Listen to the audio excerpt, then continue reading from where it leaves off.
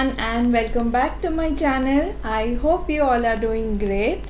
In today's video we will learn about how to reject a request politely. So in some of my previous videos I have mentioned how to say no politely, how to agree and disagree. If you have watched those videos, today's video is very similar to that, and if you haven't, I will link those videos up here so you can go and watch them later. So let's begin today's topic.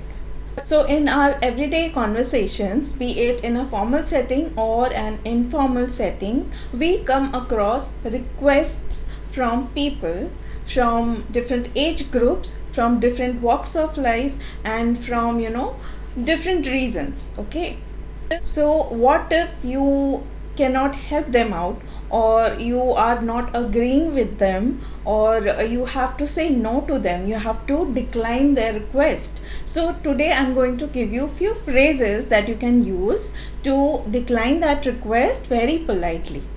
So the purpose is to not hurt the feelings of the person who's making the request. So the first way to decline a request can be, now for that I'm going to give you an example. Imagine that someone has invited you to maybe a party, an office party or a casual party, and you cannot make it. So how will you decline the request? You can say, I'm very sorry, I'm unable to attend. I wish there were two of me. So in that way you're not hurting the person's feelings, yet you have to decline for whatever reasons. So you can use this sentence or this phrase to decline a certain request. Now let's look at another way. Another sentence or another way of declining a request can be, I'm sorry, we had to refuse your request because there's something else. So you have some other commitment because of which you can't attend the party or whatever kind of invitation that you have got. So you can say that I'm sorry that we have to refuse the invitation, refuse to the invitation because there's something else. Okay, so this is a very straightforward way of declining a request, yet you're not hurting anyone's feelings. It is a polite way of saying that you can't make it. Now in a similar situation, you can also use this sentence, I am honored that you invited me, but I can't. I am booked into something else right now. So this is another way of declining a request. So here you are showing that you were very honored to be invited to this event or to this gathering, but since you have a prior commitment, so you won't be able to make it there. So this is how you can say that, I am honored that you invited me, but I have something else, I'm booked for something else, so I won't be able to attend. Now for another example, think of a situation at your office where you are swamped with a lot of work. You're buried with a lot of work, and meanwhile a colleague of yours wants your help with something, but you are too busy to help him out or help her out. So you have to, decline that request. What would you say in that case? I'm afraid, like I said before, I won't be able to help you at this moment. So you're saying that, I wish I could, but I'm afraid that at this moment I cannot help you. Okay, I'm too busy, or I'm too caught up with a lot of work already, so I won't be able to help you. So this is also another polite way of declining a request. Now this is used in a different situation here. So all these statements or sentences that you're using are used in different situations. So you have to be the judge of that where you can use which sentence. Okay.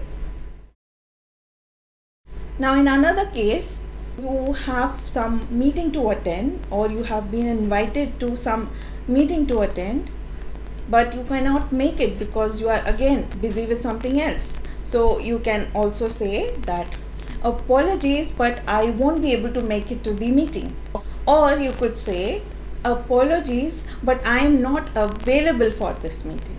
This is another polite way of declining a request. Okay, so this will be an apt way of saying that apologies, that means I'm sorry, but instead of saying I'm sorry, you say apologies, but I'm not available for this meeting. Okay, so another case can be, there is some meeting happening or a gathering happening, but you think that you're not fit for that crowd, or you're not fit for that gathering. So you want to be honest with the person who has invited you. So you can say that I don't think I'm the right person to be attending this meeting. Or you can say I don't think I'm the right person to attend this meeting. This is again a very straightforward sentence to say, but again it is polite. So you are declining a request because you feel either nervous or you are not at that level that you can attend that meeting or you're fit for that meeting. So this is a different scenario altogether. So this sentence can be used in such a situation, in a similar situation. So these were few phrases or sentences that you can use where you have to decline a request very politely. So the purpose of using these phrases is that we don't want to hurt someone's feelings, and since you are unable to make it to a certain place, or you are refusing an offer or an invitation, so you can be polite. You do not have to be rude to that other person.